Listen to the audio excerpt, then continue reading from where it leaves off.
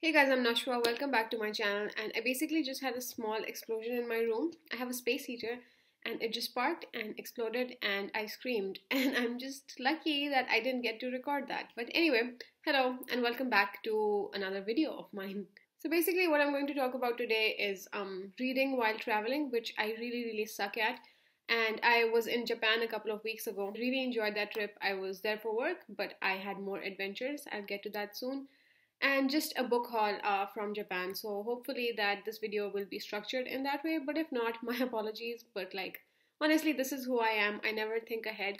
And I did film this video once before and then I hated the way I sounded. I hated everything I said. So hopefully this is a little better. But if not, I'm still gonna put it up. So anyway, talking about reading and traveling, it's really painful for me in a way that when I travel, which I really love, I do not read at all. I feel like I mentally check out from everything because I feel like, especially if it's for work, I need to be really focused on the conference or whatever my job is there, the part that I'm supposed to be playing there, all of that. So mentally, I check out and I do not read anything. I could be reading the most exciting book in the world, but as soon as I get on a plane or even get to an airport, I'm like, nope, there are so many other things to do. I just don't want to be focused on this right now. And that's usually the case with me. And every time I come back, I really struggle to get back into reading. I don't know if this happens to anyone else, but with me, it's a very specific thing that happens. It takes me like weeks to get back into that book. So this time I was determined that I will not let this traveling affect me that much. And I was successful to a little extent, to a certain extent. And by that, I mean that I finished an audiobook. Let's not focus on the fact that it was a young adult audiobook. This was called On the Come Up, the second book by Angie Thomas. I'll talk more about that in my wrap up. But I actually finished the audiobook. I would be packing, cleaning. We moved from different cities. I was in Tokyo, then I was in Gotemba, then I was back in Tokyo, then I went to Kyoto, then I went back to Tokyo to catch the plane home. So there was a lot of travel time in the middle and I found it easier to focus on that. So throughout the 10 days that I was traveling there, I finished one book and I'm honestly really happy with the fact that I did that. Ever since I've been back, I've been trying to get back into reading, trying different books. It doesn't always work, but then I started reading Nick Hornby books because they're easy to get into and they're funny and they're light. So I finished A Long Way Down. Also will mention it in detail in my review. But I'm also currently reading High Fidelity, and with that I started two other books, and so far I don't want to jinx this, but I think I'm doing really well, that I'm back on track. I say that because I'm doing this in a very like mechanical way. Each day I will read a book for 30 minutes and I actually time this, and I know this is not the most fun way of reading it, but hey, it works for me. So these days I'm actually reading these two books. This is Birds Art, Life and Death. I started this before my trip and then I completely forgot what it was about. So yesterday I started reading it 30 minutes per day, yesterday and today, and I'm on page 73, so I'm doing well with this one. And then I'm reading High Fidelity by Nick Hornby, same format, 30 minutes per day, and I'm on page 75. So I feel like I'm making progress with this. Also listening to the autobiography of Marilyn Monroe because I'm now obsessed with old Hollywood. And with Script, the app, these biographies are really accessible for me because they're just there. So last month I listened to Audrey Hepburn's biography and they're like suggested for you, this and this. And I'm like, okay, I listened to this one. So I'm 3 hours into that and that I think is around 20% or something like that. So I'm making progress while reading after I've come back from a trip, which is a huge win for me. Now talking about my trip to Japan, I was basically there for work. And in case anyone's curious, I work for an organization which works around 19 countries in Asia, Pacific, and that particular region of the world.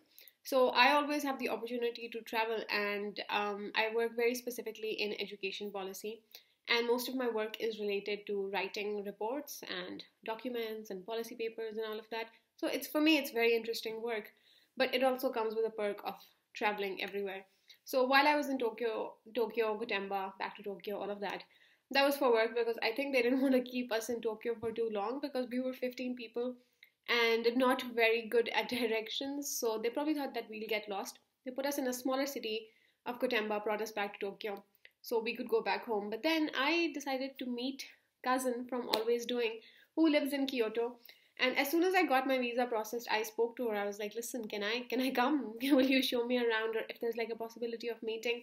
And she was so gracious and incredibly kind about it that not only did she show me temples and places that she thought were special in Kyoto, but she also took me to bookstores. And of course, you know, me and bookstores have a very good relationship.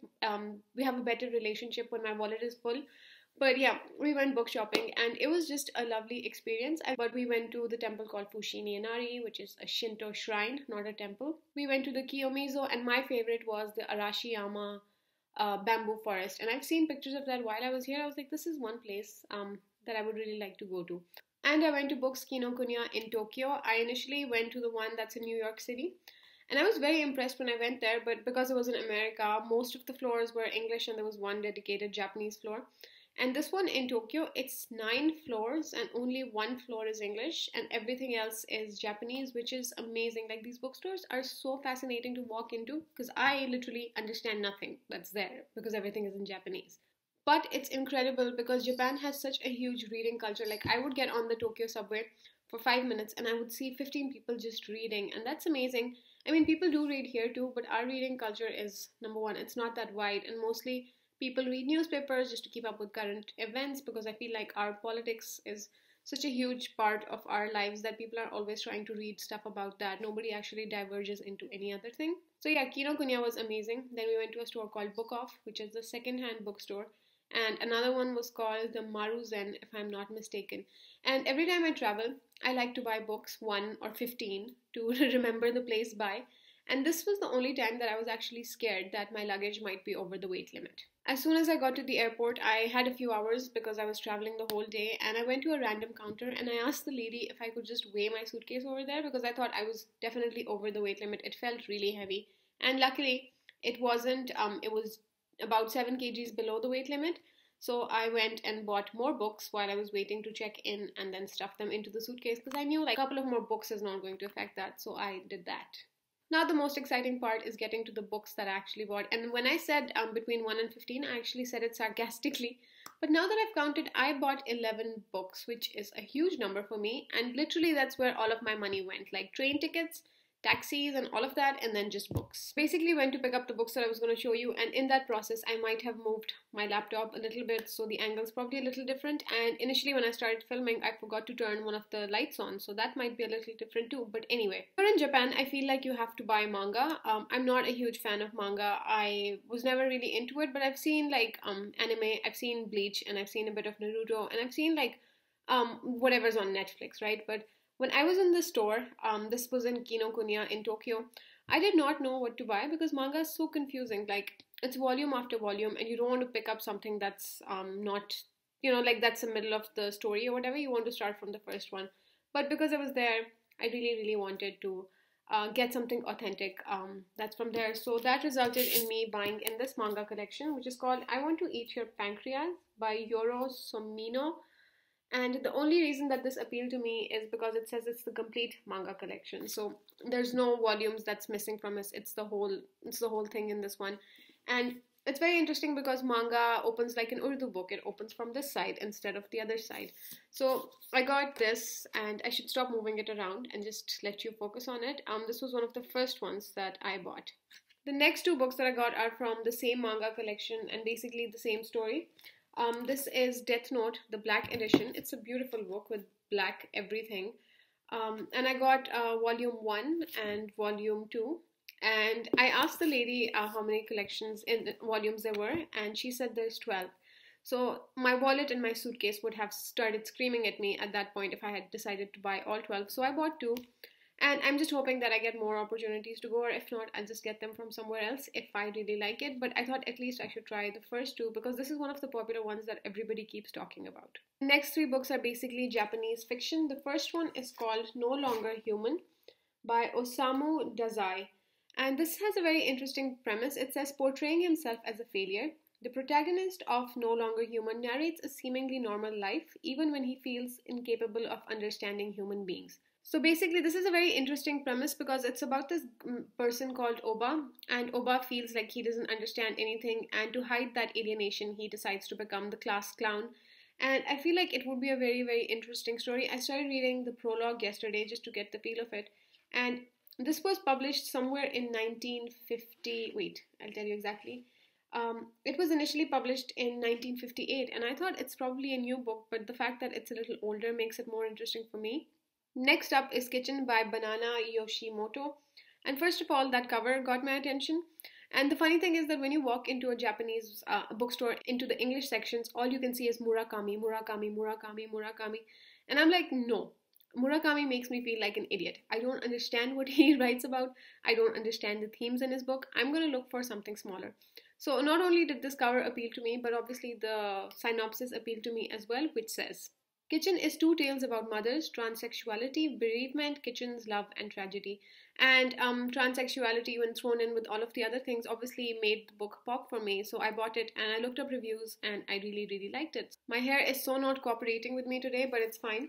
The third Japanese fiction book is called The Thief by Fuminori Nakamura, and it's about this guy called Nishimura, who is a seasoned pickpocket, and he's weaving through Tokyo's crowded streets in search of potential targets. He has no family, no friends, no connection, but he does have a past which finally catches up with him when his old partner in crime reappears and offers him a job he can't refuse. So basically, this is a thriller, and I was very intrigued by it because the first two books that I talked about, they have a somber feeling to it with very specific themes. But this one is a thriller set in Tokyo because I was recently there, and if I ever want to revisit it, I mean, I have a feeling that I might pick this up before March is over for March Mystery Madness. It definitely has a fast-paced thriller feeling, and I'm very excited to pick this up. And look, we match. The next book that I got is Space Opera by Catherine M. Valente. This is one that Kazan spotted in the used bookstore because she knew that I liked Catherine M. Valente, and this is one that I've actually read. It was one of my favorite books from last year. And if you're looking for science fiction which is sort of like easy to digest, you should definitely try this out.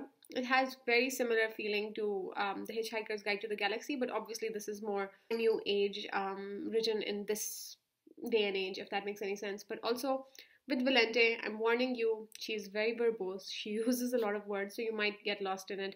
But definitely worth a read because I really liked it last year. Next two books are right on brand for me. They're basically musical biographies, and there was a point when I was just sitting on the floor in a bookstore and just browsing because there were so many books that I wanted to buy, but I settled on two because again, I did not want my suitcase and more importantly my wallet to sort of like jump up at me in protest. So I got these two, and I'll talk a little more about them. The first one is called Being Elvis, A Lonely Life, written by Ray Connolly. I've heard a handful of Elvis Presley songs, more probably than the usual person. I don't know how to say that, but basically, the reason that I jump headfirst into biographies is because they give me an opportunity to relive that time. I've been doing this since end of last year, just picking up biographies that interest me, and the way I read them is that I stop to explore. I should keep this in the frame, but I stop to explore the music, the movies, anything that are mentioned in them, and I feel like that enhances my experiences. And I love music from that era anyways, but I feel like if I'm doing it now, I'm reading about it and I'm listening and I know the background and whatever is happening, it enriches the experience for me. So that's why I'm just glad that I found this thing that I'm recently obsessed with, and I hope it stays for a while because I'm honestly really enjoying just reading about people, their art, their skills, and just the end product that they got to make, and definitely knowing the reasons behind it. Next up is this one. It's called Ziggyology, A Brief History of Ziggy Stardust, which is basically David Bowie.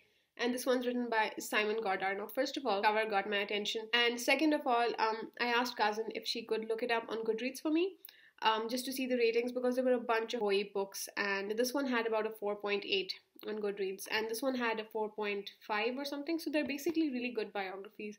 And that was another reason that I looked them up in the shop and they gave me more of a reason to buy. Next up is a book that I picked up at the airport. It's called The Confessions of a Yakuza. And if you didn't know, the Yakuza is basically the organized crime group which operates from Japan. And I bought it at the airport after I got a confirmation that my luggage was not overweight and I really wanted to read it. So this one's a non-fiction book. And another reason that I got this is because I had so much change. And in Pakistan we have change, but it's not used to pay like large amounts. It's usually loosely change, so it's not a major part of our currency, and it's very hard to get coins exchanged at the currency centers or whatever. So I had enough money, enough coins to buy a book, and I was like, yeah, sure, why not? I might as well buy something useful with it. So I bought this book. I tried to read it. I got to page 6, so I think I should just take the bookmark out because I don't know what happened in those 6 pages, and I end up reading it from the beginning again. But definitely very much in tune with my non-fiction obsession, and obviously it must be interesting. It's about the organized crime of Japan, so definitely looking forward to reading this one. The last book that I actually got from the airport in Dubai, because if you're going to keep me on an airport for 18 hours and delay my flight twice, I'm going to buy some books. So this one is The Road to the Kennedy Assassination, Dallas 1963, by Bill Munutaglio and Stephen Davis. Now, I probably ruined one of those names and butchered it in my pronunciation. The airport did not have a lot of variety in terms of bookstores. It's a huge airport, lots of shops and perfumes and chocolates, but like their book sections were very limited. So this one was the one that appealed to me, and I picked this over the autobiography of Tina Turner because I thought that I should at least finish these and maybe like get that at another point. But I also really liked about this was the font because it seems very readable and it's incredibly floppy. So I really like that in books. And like I said, not a lot of thought went to it, but if you're going to keep me on an airport for almost a day, I'm going to buy something. Now, alongside the books, I also got some bookish items as well. This one is a bookmark with Mount Fuji on it. Unfortunately, because of the weather, I could not spot Mount Fuji. It was always cloudy. And the few times my coworkers saw it, they would be up at 6:30 in the morning. And they were like, yeah, we saw Mount Fuji today. And I was like, great. I was trying to get that extra hour of sleep and I unfortunately missed it. But I guess I'll have to go back to Japan. Another thing I bought is this pouch. I don't really know what the utility of this is or what it's meant to be for, but it's the perfect size for a book. So I'm going to use it as a book sleeve because I don't have one. And a lot of my books are frazzled, and it has a zipper too. So, and a lot of my books end up frazzled because I don't take good care of them, especially if they're in my bag. So yeah, now we're done. That's it for this video. Thank you for watching. If you have any thoughts, comments, anything to say to me, please leave a comment in the comment section down below. And I hope I'll be more consistent in uploading now that I'm sort of back and not as derailed in terms of reading as I thought I was. I will post another of what I've read and currently reading videos. I seem to enjoy those more than calling them the wrap up because it like encapsulates not only what I've read but also what I'm trying to get through. So yeah, anyway, thank you for watching and I'll see you guys soon in another video. Bye.